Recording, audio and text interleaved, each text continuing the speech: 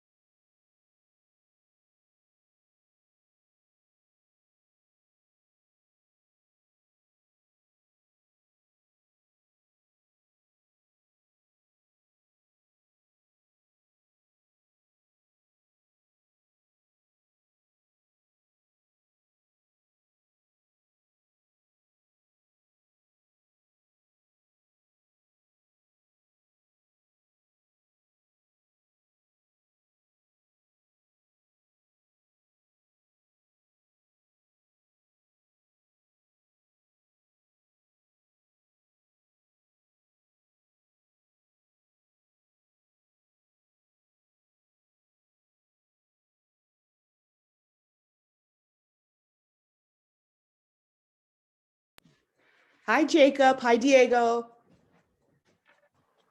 Hi, BB. Who's Good that? morning. Morning. Wow. So how was, oh, you're driving. Yeah. You coming back from the gym? Yeah, I just got out the gym. Oh, cool. Awesome. Yeah. Jacob, how did your open house go last night? It went pretty good. I got a lady. She wants me to find her a piece of land so she can build a house on it. She already has the blueprints for it. Oh, wow. Oh, Oh, cool. that's good. Yeah. There's lots of land out there. And you know, you got a client that wants you to find land for her. So that's really cool. Yeah. Did a lot of people stop by? Everyone showed up when I first opened and then when I started closing it. Oh, Yeah. So like what happened was I closed up, I packed up all my stuff, and then I went to go lock the door and like 3 people showed up. Yeah. wow. Yeah, I often wonder how open houses, you know, how many people would show up during weekday, but I guess they do when they're like getting off work and stuff. A Right. ton. I did one yesterday, 10 to 1, and I had dozens of people show up. So Wow. yeah. I think they're highly underestimated, honestly, especially now that people can work from home. I think there's, the 9 to 5 thing is just straight out the door, honestly. Right. Well, that's Yeah, so I think there's so many buyers right now that they're going to the open houses searching for a house. So that's pretty okay. good. Yeah. Well, I'm looking forward to doing one. We're going to shadow someone at their open house. I'd love that. Is anyone doing one this weekend? I'm shadowing Jacob Saturday, I think. I think could probably hop in too. Jacob has a few open houses. That's so cool. Wow.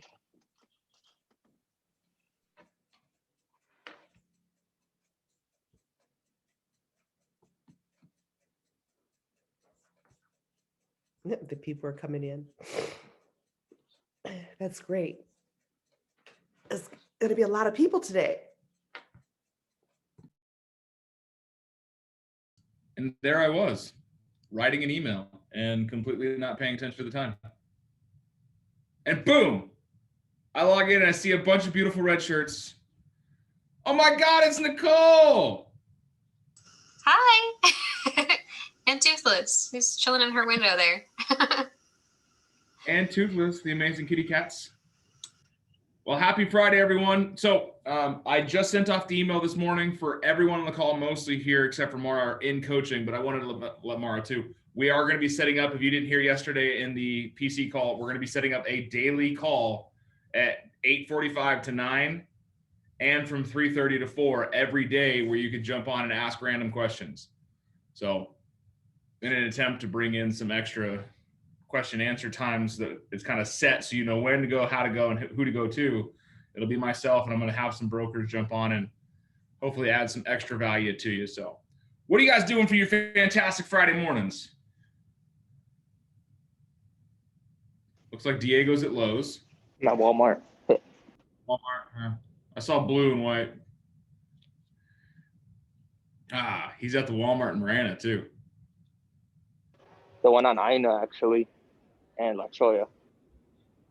Well, that's Marana. Oh, right. There is one on Cortero too, huh? Ah, I've lived on this side of the tracks too long. I've forgotten about the other side. Who needs the other side? All right. Tell me about your weeks. Tell me some awesomeness. Tell me what's going good. Other than your collective awesome red shirts. It's okay, Sarah. You like ASU.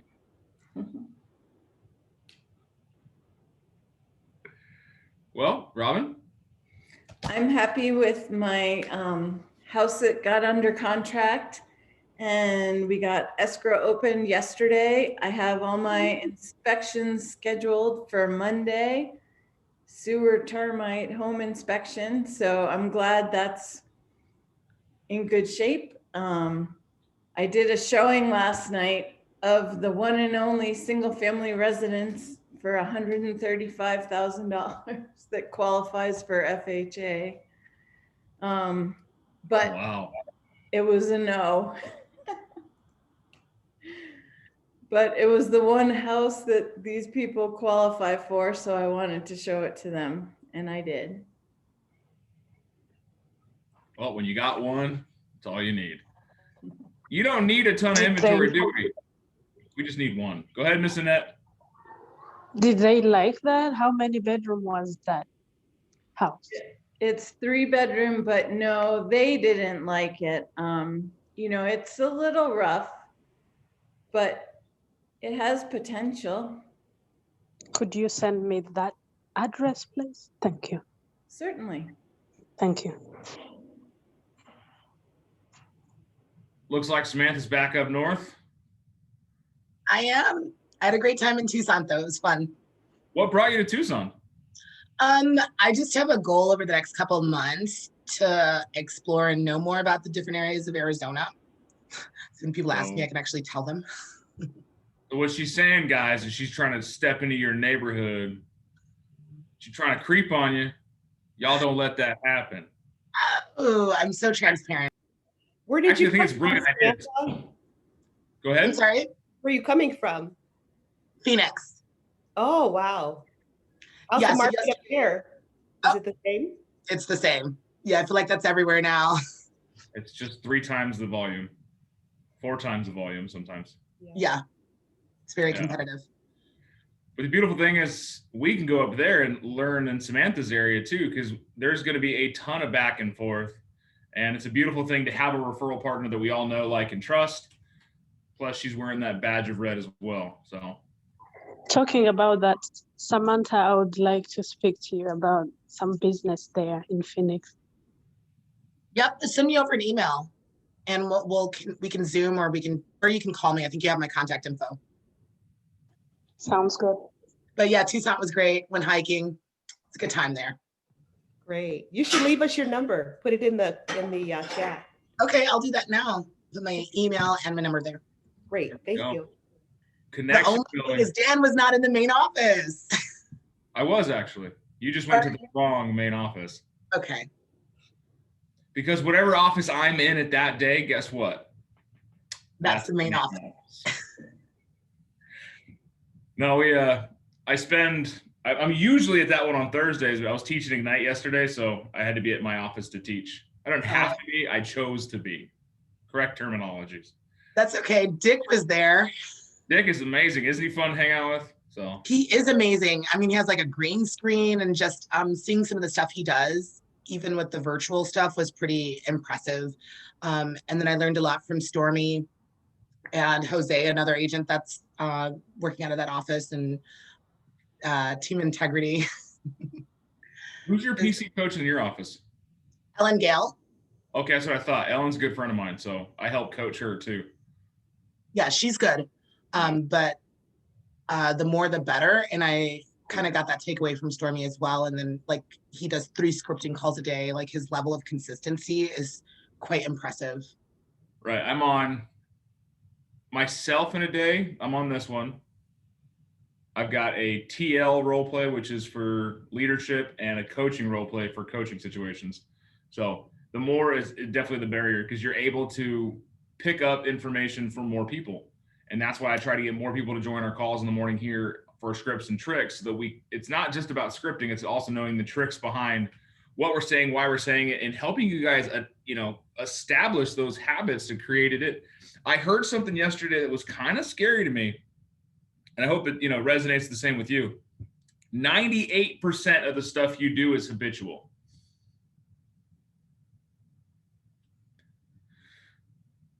So that whole theory of free will, it's all a construct of your environment. So the environment you surround yourself in, the people, the places, the things that you allow to create that environment around you will have you forming habits. What kind of habits are they going to be? Let me ask you, in your kitchen, do you have a bowl of fruit, a bowl of candy? Which side of the tracks do you live on, right? Mara's like, shit, I got a bowl of candy. I said both, actually. Yeah, both, there you go. Which one's yours? Which one's Dwayne's? Exactly. Dwayne's the sweet tooth. Yeah. There you go. But that's the thing, is we can laugh at these things. Okay, now when you take your shoes off, do you just kick them into the corner somewhere, or do you actually pick them up and put them away? Another habit, like, it's not a laziness, it's a habit. You have a habit of not putting your dishes away. You have a habit of not closing doors. You have a habit of not joining your scripts calls. You have a habit of waking up late. And another coach emphasized, Dan, that obviously our clients have these habits, and that's why we want to be top of mind, because when they, default to thinking of someone, are they thinking of us? That's just a habit they form. And I was going to get there the same way, is when we're having good conversations, we become habitual in continuing those conversations. And the people we talk to have a habit of responding to us. If you call somebody once, just once, ever, do you think they're going to remember you? No. No. Yes. If that phone call is absolutely terrible. If it is the worst, most mean and hateful phone call they've ever had, they will remember you. So just know that even though you've only made one contact, what kind of impression have you set? What long-standing environment do they put you in? If you're constantly contacting them and making jokes and having fun and engaging with them, when you contact them and call them, they laugh or talk. And I'm going to use Sarah for an example. I call Sarah, my phone number in her phone pops up my headshot. And the way it's looking, she's like, uh-oh, I'm in trouble. But she laughs every time she sees it, which creates a very high level, engaging and energetic conversation. Because that relationship there, not because we're in a relationship at work where I coach, she's a mentoree. It's because we've created this relationship where I pick on her for being an ASU fan. And she joins our classes and she laughs and is engaging and stuff like that. But she knows who I really am, but she sees this very stoic picture pop up and it just makes her laugh. That's the environment that I live in her head. How many times have you guys taken a phone call from someone and you instantly either get excited because, oh, hey, Dwayne's calling, Robin's calling. You're like, hey, or you're like, ah, damn it, I don't want to answer this, right? What created that environment? What created that habitual response in you? Previous engagements, so habit, yeah. Yeah. The habits we created. Yesterday I just had a fun call because when you make your calls you don't know what you're going to get, and I go, hey, is this Marty? He goes, it depends, is he in trouble? And so he just started off really fun immediately, and it's just nice to have a few of those every once in a while. And that I love getting calls like that. I had a lady that I talked to, her name is Siri, Serri. It's Siri, just like the app. And so the way she answered the phone, she goes, hello, this is Siri. I was like, oh, Siri, I'm sorry, I totally pronounced that wrong. She's like, yeah, you must be a Mac. You must be an Android guy. I was like, no, ma'am, I'm actually very much an Apple guy. I'm so much Apple, I can't even eat them. And she just started laughing, and it changed the entire conversation around. And since then we've talked, and she's a lawyer. So the very stoic type of person on the phone, very professional, not laughing, which is not my style at all. But I got her out of her shell and we had a good conversation, but it was like, oh, Siri, I'll never forget that ever. She's like, no, it's Siri, like, you know, Siri, the Apple service. I'm like, oh, okay. That's SIRI, but whatever. So have fun on your phone calls. And if you got a bad engagement with someone, what are you going to do to change that habit towards them? I say this because we get call bias. We've heard the term call bias. No, you guys raise your hand if you know what call bias is. For those of you who don't, call bias is the habit you have formed about making a phone call to a certain individual. You know, raise your hand if you've ever said these to yourself. They don't want to hear from me. I've talked to them a couple of weeks ago. You know, I don't need to call them. I talked to them the other day. I talked to them on Facebook. You know, I haven't talked to them since high school. There's no reason to call them. Right? Along any of those lines, welcome to call bias. You have placed them in an environment that you don't want to be a part of. Is that environment true or not? Never know. Probably not. Probably not. Yeah, I like that. That's the battle cry of our morning call. Probably not. And that was another takeaway I had, because Stormy was like, you're crazy. You have 733 contacts. You're not working your sphere hard enough. He's like, there's 60 deals in there. And because I'm having that call bias, I'm assessing who I think is going to be a good contact in my sphere. I'm blocking a lot of opportunities. Right. Have I ever told you guys the story of the airplane ride? David Jones is in an airplane taking off at Tucson International. Banks left over the city. And he tells Mike, sitting next to him, he goes, Mike, you see those houses down there? As they start to fade out of view, he's like, yeah. He's all, you know how you can tell which ones are ready to sell? And Mike leans over real good and starts staring. He goes, no, David, I don't. He's like, exactly. You don't. That's why you got to knock on every door. You got to make every phone call. Talk to every person. We don't know nearly as much as we think we do. And how many times in your career do you think you're going to be like, oh man, I should have called that person, because you see a Facebook post where like, new homeowners, we're so excited, we moved in today. You're like, shit, that could have been you. All it would have taken is what? Pick up the phone. Hey, Miss Samantha, it's Big Dan Caldwell, thinking about you. How's life been? Who? You know, Big Dan, the bald, ugly bastard from high school, the red beard. Oh, hey, what's going on? Man, I'm surprised I still have your phone number. How's life been? Any bit of that going to be real estate conversation? No.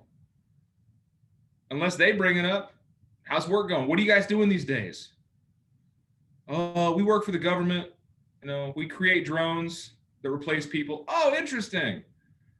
What do you do? I sell houses. So if any of those drones need a house, you let me know, right?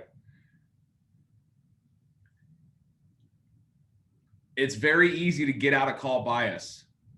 And you know how you do this? Get into curiosity. Be genuinely interested in who you're going to call.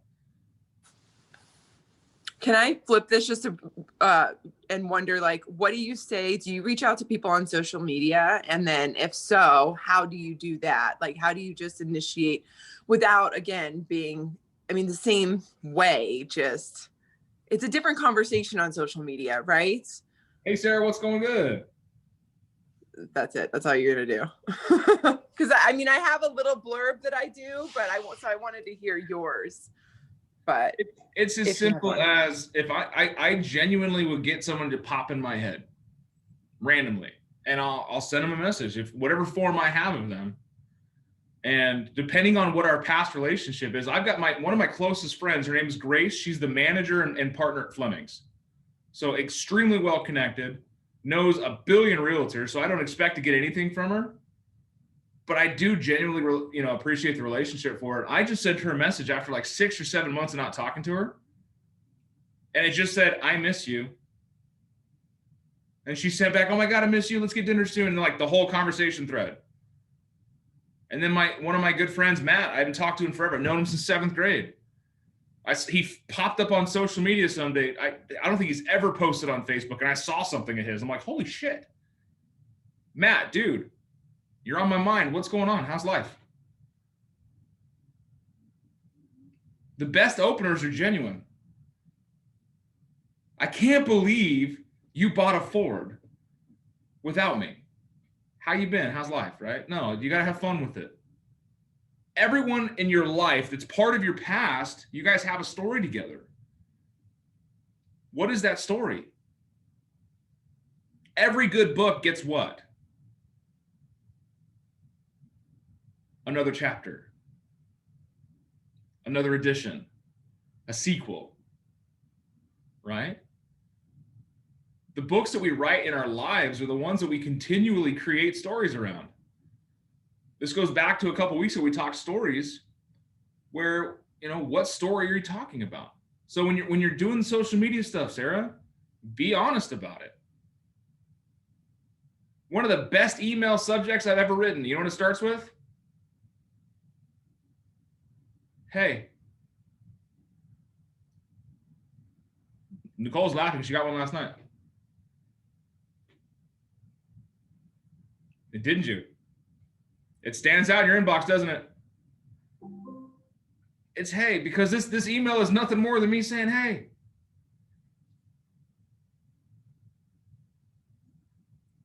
There was a joke going around in dating world, but what's the best pickup line? And everyone comes up with these grandiose and clever and funny things. It's hey. Or hello, hi. So when you're re-engaging someone from your past, call something upon them that they may remember. And if they don't, make it funny. Man, I can't believe you don't remember me. You TP'd my house in high school. They're gonna remember you, especially if you're on social media, because they've stalked you. Don't worry. They know what you're doing, what you're up to. Because as soon as you send them a message, they're like, oh, Sarah. I remember Sarah. But don't put your social media follow-up during your call time. Set up your day, 9 to 11 phone calls. Social media follow-up in the afternoon. There's more people engaging on social media in the afternoon than there are in the morning. Unless you jump on there at 7:30 in the morning and hit everyone up. And how you can track this is go onto your Facebook and see how many people are active in Messenger. And you'll see how many are there. You want to regain any kind of momentum, search the birthdays every day and send them a direct message. Hey man, happy birthday. Hey chick, happy birthday. We should go get margaritas. If that's what you're into, I don't know. So phone calls, no call bias, come from curiosity. When you're curious about what people are up to, how they've been, how's life, when you care, throw a little Stephanie on it. She's the most curious person I've ever met. She just genuinely wants to know about people. She cares, she gives a damn, and it's genuine.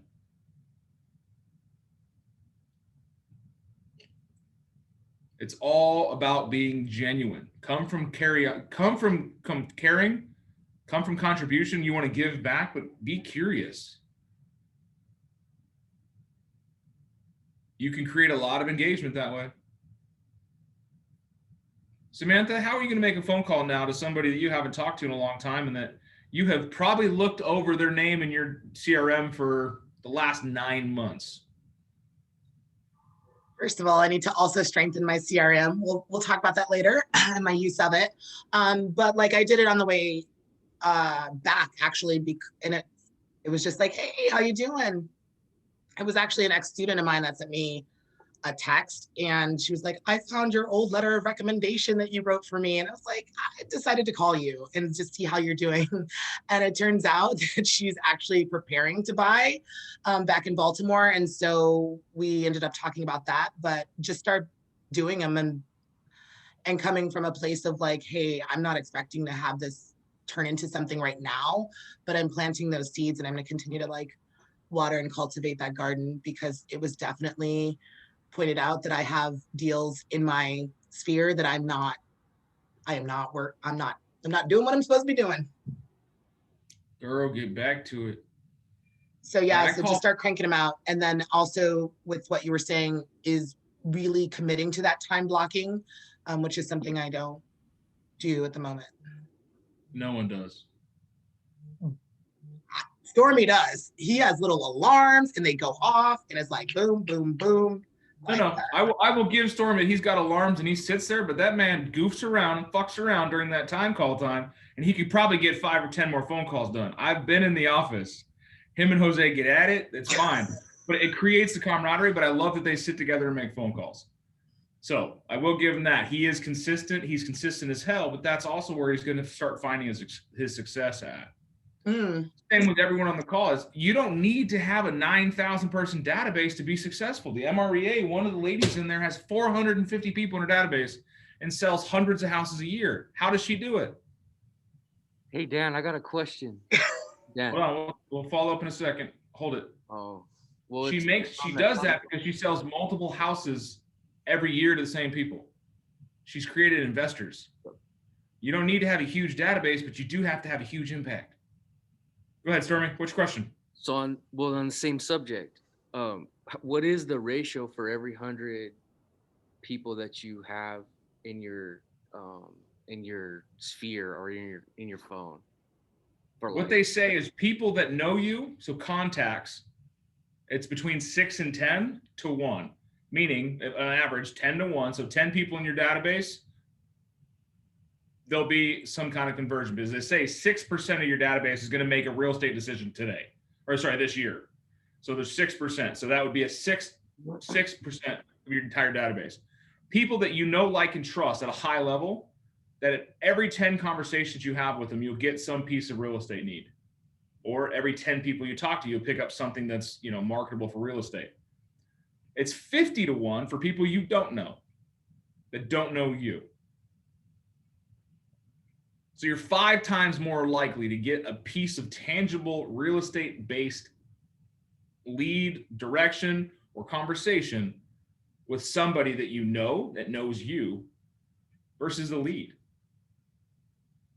So when we talk about lead generation, it's such a broad term that we don't even focus in on the fact that a lead could literally be Stormy's dad, Stormy's mom, Robin's cousin. Is that a hot lead? Right? It's a lot better off than some guy down the street that I think might be selling his house. It's no, cousin is, yo, Danny, you got to call this guy. He's going to help you buy this house. Take care of it. I got a referral from one of the PC coaches in Plano, Texas. Call up the guy. I said, hey, Chris, Big Dan Caldwell, I got your information from your dad's friend, Laura, because she told me how they were friends. She said, you work at Raytheon. You're here in Tucson for a little bit. You're looking to buy your first home and had some questions. And he's like, yeah, Laura said you'd be calling. That was a very warm handoff. When you get a lead from a friend or family member, they tend to be already primed. When you get a lead from another agent, they're definitely already primed. But the best way to do that is to have people in your database. Like you said, Baltimore, right, Samantha? How many agents do you know in Baltimore? I know 3 personally, but I'm going to expand that network just because of how many people in my contacts are Maryland based. For example, I don't have a connection yet, or I haven't made one in Southern Maryland. So I want to start putting those feelers out there because even if I don't have deals, I have a lot of referral that I can get out of that CRM or out of my sphere. And I was on a phone call with a new agent last night. I'm going to share this with you without breaking confidentiality. And they told me, I just moved here. They kept saying it. Well, I just moved here. I don't have a big database. I just moved here. And I said, I need you to do me a favor. And they're like, what's that? I need you to stop saying that. I'm saying what? Stop saying I just moved here. And they put back on her toes a little bit. I was like, listen, were you from somewhere? Well, yeah. And then she went on a rant about where she's from. No. Are you from somewhere? Yeah. Do you have friends and family members that are from that same somewhere? Well, yeah, but 2 of my brothers. No, I didn't ask. I'm just asking, do you have friends and family that are still in that somewhere? Well, yeah. Okay. Do you have friends and family that may have moved from that somewhere that moved somewhere else? She's like, yeah. I was like, then your database is a lot bigger than you think it is. And she's like looking at me, what do you mean? I was like, because our database technically needs to be the people here locally that we can do business with. However, with our network in Keller Williams, are we not able to influence and impact the lives of our friends, families, and loved ones anywhere with a Keller Williams affiliate? One of our family helping out one of our family. So no matter where you're from, your database there is still gold. It's just 25 or 35% gold, but it's still gold. I don't know about you, but if I make a phone call and I talk to Jacob, hey, Jacob, Big Dan Caldwell, man, how you been? How's life? Everything good since high school? How's your lizards? Right? Just having a good conversation. He's all, hey, what are you up to? Oh, man, I got a real estate selling houses out here in Tucson. It's fire. How's the market back home? He's like, I don't know. Mom and dad have been thinking about selling their house. Well, great. Before they do anything, let me talk to them. I'll get them some information to help them make a better decision. Right? Jacob's got parents. Actually, I pick on Jacob because we had the same conversation similar, and he's got a referral out of state right now. His aunt and her boyfriend, right? No, my aunt actually said screw you to me, and she went and bought a house without me. But my grandma, she owns multiple properties, and I convinced her to sell one of them, and I got the referral fee on that. Go. Well, when you send your aunt a Christmas card, go ahead and leave her a picture. I'll send you the picture to send. So, all right, will do. I'm helping out her ex right now, just out of retaliation. So, out of spite, I love it. Yeah, but that's the thing is you have a network anywhere, and the only way you can stay plugged into that network is to get rid of the call bias of, I don't live there anymore, I can't help them, or it's been too long and I haven't talked to them, or they don't want to hear from me. These are all negative stories we tell ourselves, and these negative stories are never going to put you in a positive habit. Because that's the habit you've created. You've created the habit of going, no, they don't want to hear from me. No, I don't have anything good to say. No, I haven't talked to them in a long time. Samantha, how did it feel to get that student to reach out to you and say, hey, I found that letter of recommendation you sent me? Pretty epic, to be honest. Like, what? You saved that? Right? The connection there was stronger than you thought it was. Absolutely. Like that in itself just completely challenged your entire paradigm. Yeah. And I need to reframe my mindset around that because like there is absolutely business in my phone and I'm the one discounting it, not the fact that it doesn't exist. And if I'm not pursuing it, then somebody else will be. So I'm gonna get on that. And I created this goofy flyer. You've probably seen it where I just made like a cartoon person that explained how a referral works. So it's how can I help Mara with her referral? I don't live near her. That's okay.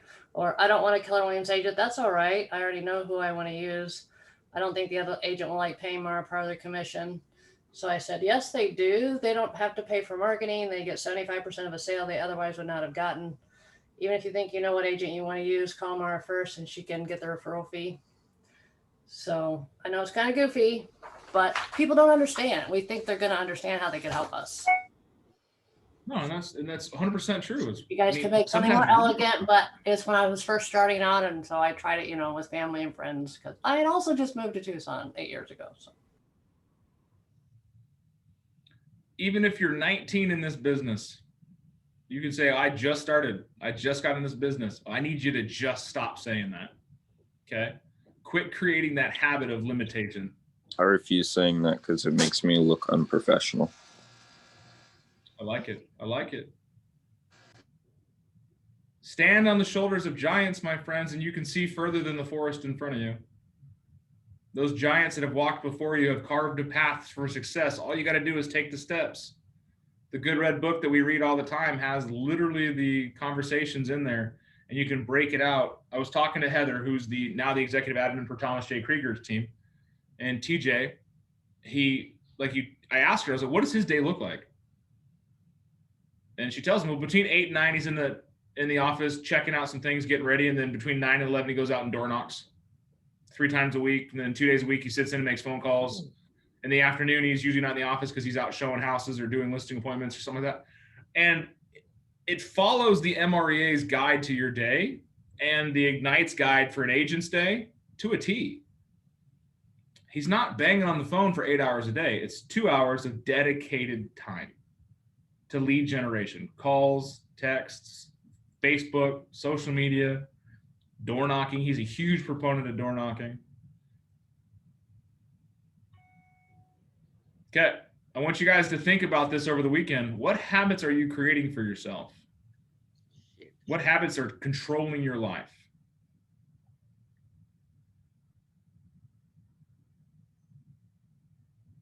How do you change them?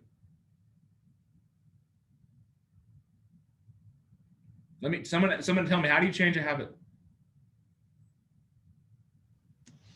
You have to actively tap into your subconscious, literally, and like tell yourself every single day the exact opposite of whatever you're trying to break. So it's literally every single day, working on it every single day.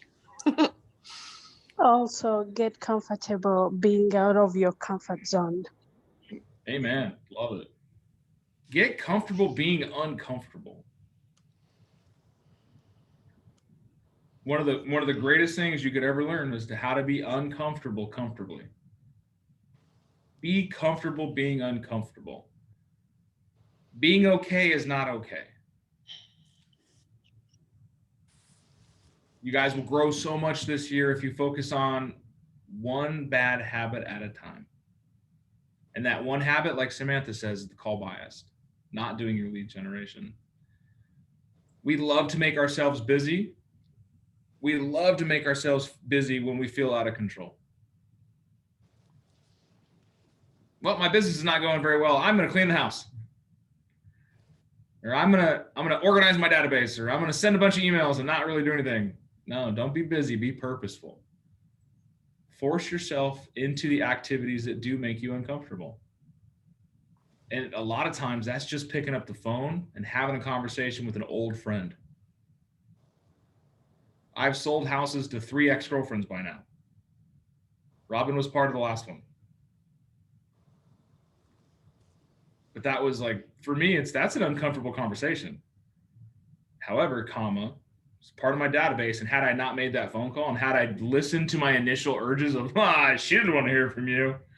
She's married with kids. Everything's going fine. She's going to think it's weird you're calling her. No, I just called her up and said, hey, Jill, thinking about you. Hope you're doing well. And she's like, actually, Dan, life has been pretty shit lately. I was like, okay, what's going on? Come to find out, she's getting a divorce, needed to find a house to live in. Right place, right time. Had I not made that phone call, guess what happens? Someone else gets that deal. Someone else gets to help a friend out. And why would you ever let a subpar agent help your friends? Come on now. You owe them that. You got licensed to be this BA real estate agent. You're the professional. You're awesome. High-fiving yourselves. Go out there and save the day. Show someone why you got in this business. Show somebody why you are the go-to resource. And show somebody why they need to always send you their referrals.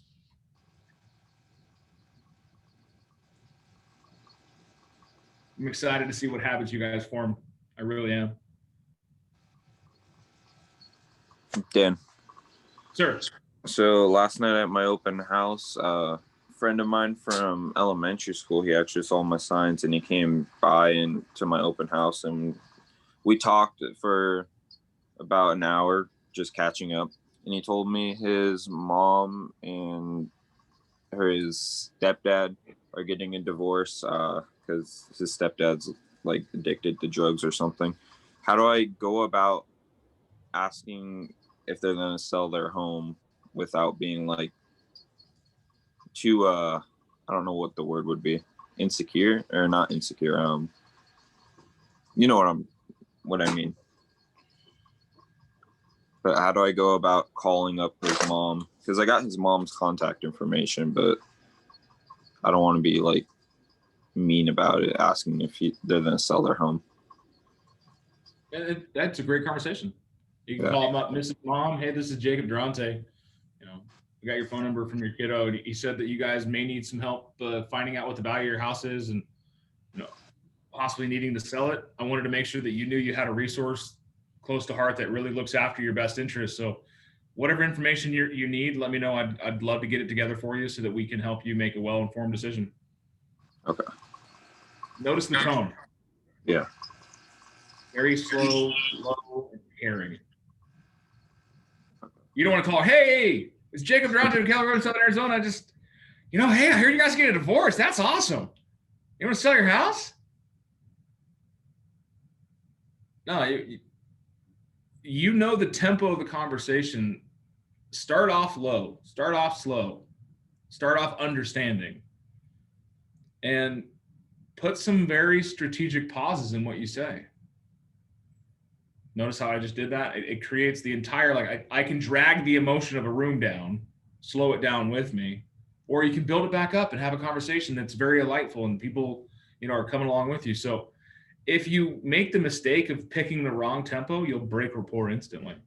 You'll never get off to the right conversation. So gauge it from hello. As soon as they answer the phone, if you get a hello, or if you get a hey, hello, hola. Good to start with the fact that he had just seen her son. That might be a softer opening than going right for the real estate question. Yeah, I just saw your son. He said, said y'all are having some fun these days. Just like I said, check the tempo. But it's just all about just making a connection and being there for them. Well, you're 19. What are you going to do? Well, it's funny you say that because I've got a couple of deals under contract already. And regardless of my age, I've got backing by a massive team and the support from hundreds of agents. I probably already have a buyer for your house.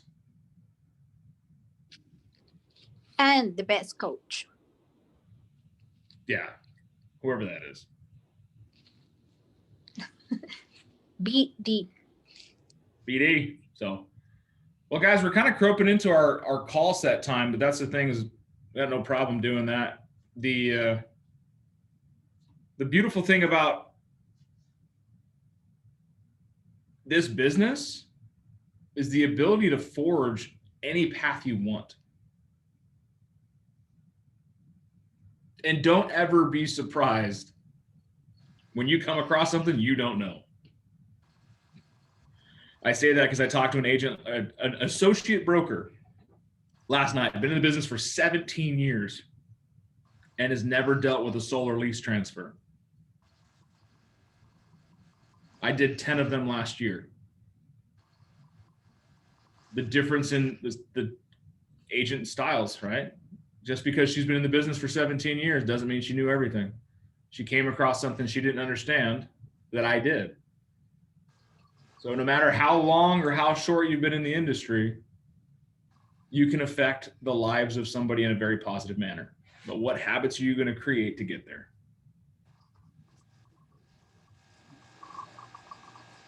Wake up early.